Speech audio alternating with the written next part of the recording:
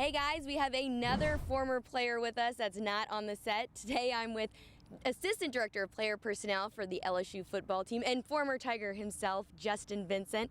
Now Justin, you had quite the career here at LSU, the MVP of the national championship. How have you kind of parlayed that into your job here now?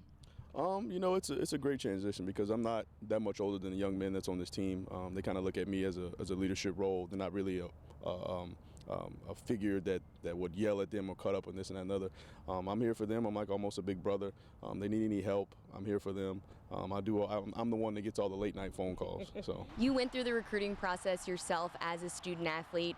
Went through your years at LSU playing and then going on into the NFL. How do you use those experiences when you're helping these guys now? I always tell them, we have those down days. I always tell them that nothing will ever get as tough as this. If you can get through this, you can get through 4 years here, 3 years here, whatever it may be for your case, the NFL will be pretty doggone easy for you. I mean, it's a great stepping stone in your life, and Coach Miles and the staff does a great job molding these young men and putting them in great position of them to be successful. And then when they go on to the next level, it just becomes second nature. That's why we see so many guys who went to school here having so much success.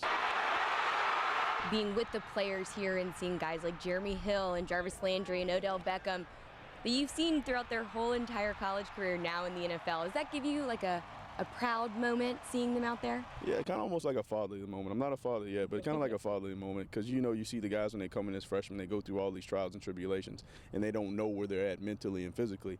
Then you see from year to year as they grow and mature, start getting hair in their face. They start filling out, their parents see them after their first year here, and they're like, wow, what did y'all do to my child? He's becoming a young man, and it's a great feeling to see that you had a hand in, whether it was a huge hand or a little hand, for their growth and success. Lots of accomplishments for you while you were here as a Tiger yourself playing. One of those, you were the freshman leader in rushing yards all time here at LSU. And then last December, you see Leonard Fournette break the record, coincidentally runs right past you on the sidelines in the Music City Bowl in Nashville. How did that feel, even though your record was broken, but you working with Leonard now? Yeah, it's pretty awesome because, to have someone who you cheer for and you root for every single day, and not only do you know him, but you really, really know him. You spend quality time with him, and you see the accomplishments and all the hard work pay off. He was kind of talking a little trash to me, and I said, you know what? It took you a whole season. It took me 7 games. So, that's my claim to fame whenever I talk to him and he tries to talk to me. So, but yeah, he's a great kid, and it was just an awesome feeling. And, there's a video of me running down the sideline, jumping up and down and all that good stuff. But, we all cheer for each other here, and it's such a great experience to see guys just grow in this football game. Okay, when you look back at your time as a player, what's the most memorable thing that sticks out to you? People always ask me, what did it feel like to walk out of the tunnel here at LSU for the first time?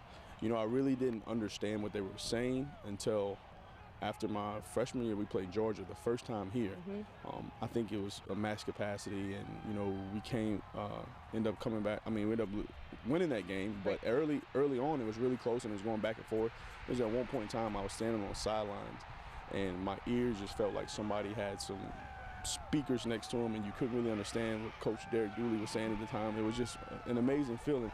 And it's kind of ironic because I say that to people and they're like, it wasn't one of these long runs you had or this and that. No, it was like that moment where I'm standing on the sideline and watching our defense, and you can't hear the next man next to you.